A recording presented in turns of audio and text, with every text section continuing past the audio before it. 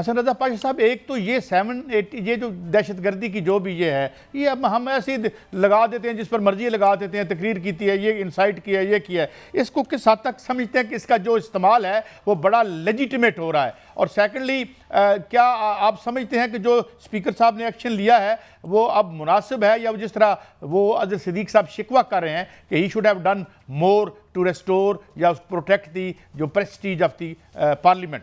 हसन रजा पाशा साहब जी, काई साहब, जो 780A का बेदरेग इस्तेमाल किया जा रहा है वो बिल्कुल गलत है। और ये कतन कोई बात नहीं बनती कि कोई भी वकूआ हो जाए और आप सिर्फ प्रेशराइज करने के लिए, मजीद बर्डन डालने के लिए 780A लगा दें। अब दूसरी बात, मैं जनाब शुएब शाहीन साहब हमारे वकला बिरादरी से ताल्लुक़ रखते हैं, हाई कोर्ट बार के सदर रहे हैं और पाकिस्तान बार कौंसिल के मेंबर भी रहे हैं लास्ट टेन्योर में, और ऑफिस में वो बैठे हुए हैं। भाई साहब, एक वक्त था कि जब एक कोई मुल्ज़म घर से निकलता था बेल कराने के लिए, प्री अरेस्ट बेल कराने के लिए, तो वो जब वकील के चैम्बर में या फट्टे पे सीट पे पहुंच जाता था तो वो अपने आप को प्रोटेक्टेड फील करता था, और थानेदार की या पुलिस की जुर्रत नहीं होती थी कि वो वकील के चैम्बर या सीट तक आके उसको अरेस्ट करने की कोशिश करें।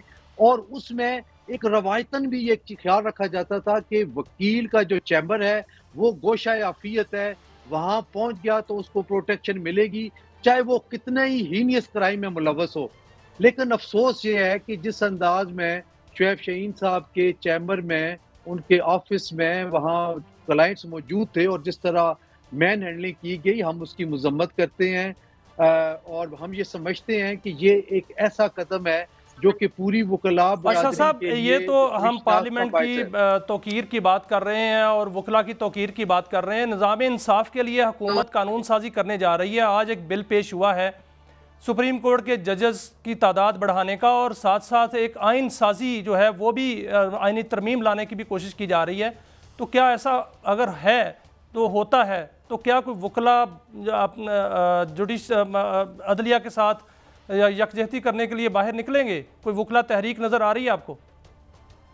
देखिए मियाँ साहब, एक बात मैं कैटेगरिकली ये कह लूँ कि जब Pakistan bar council, supreme court bar association, जो कि दोनों हाईएस्ट बॉडीज हैं लॉयर्स फ्रेटर्निटी की, उन्होंने मौजूदा चीफ जस्टिस साहब से उनका हलफ उठाने के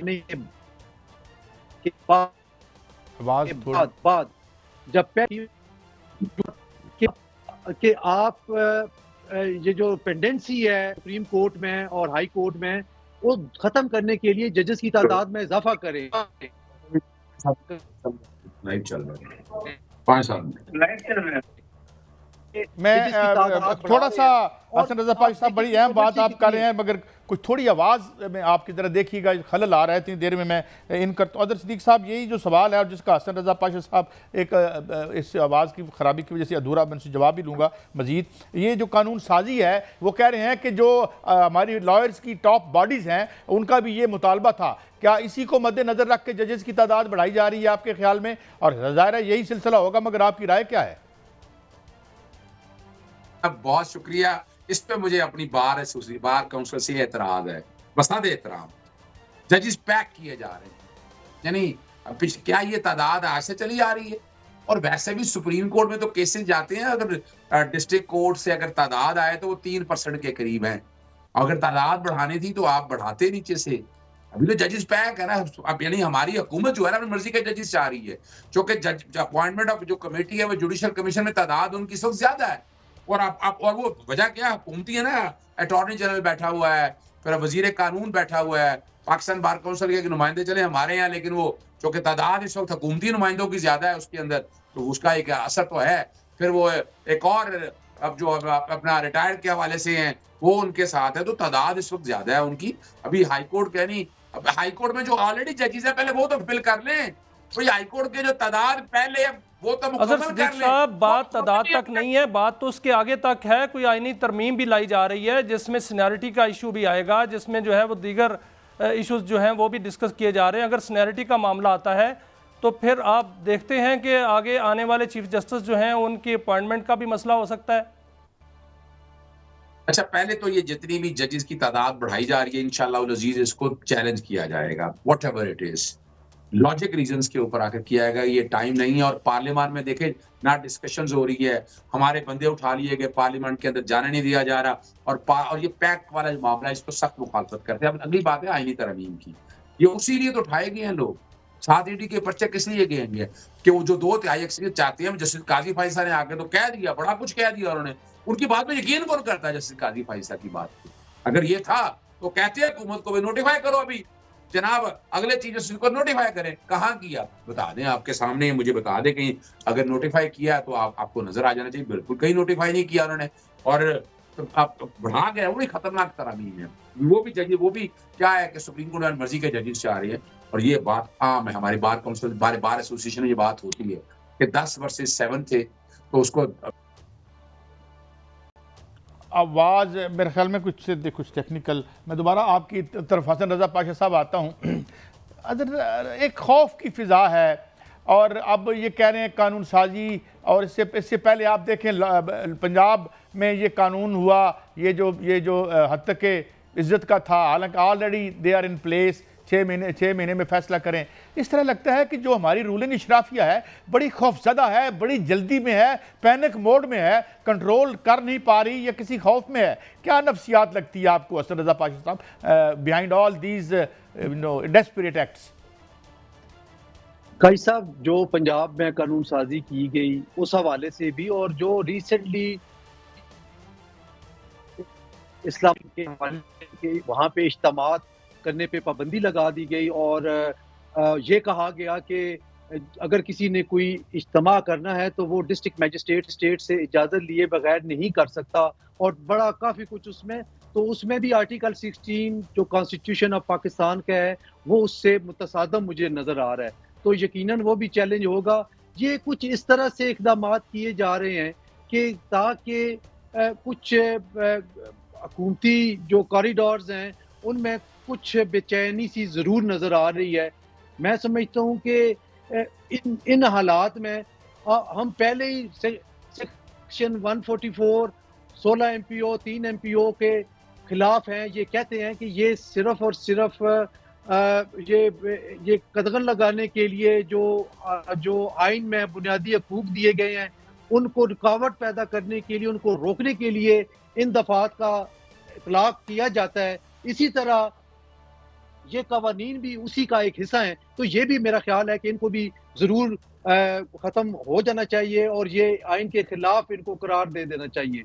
आर्टिकल 16 की खिलाफ वर्जी है ये। अज़हर सिद्दीक साहब, मेरा सर आपसे सवाल है कि CM KP के कल रात एक लंबी मीटिंग के बाद जो है वो सुबह पेशावर गए, और उनकी एक मीटिंग थी, वो लंबी मीटिंग थी। आज उन्होंने प्रेस कॉन्फ्रेंस करनी थी।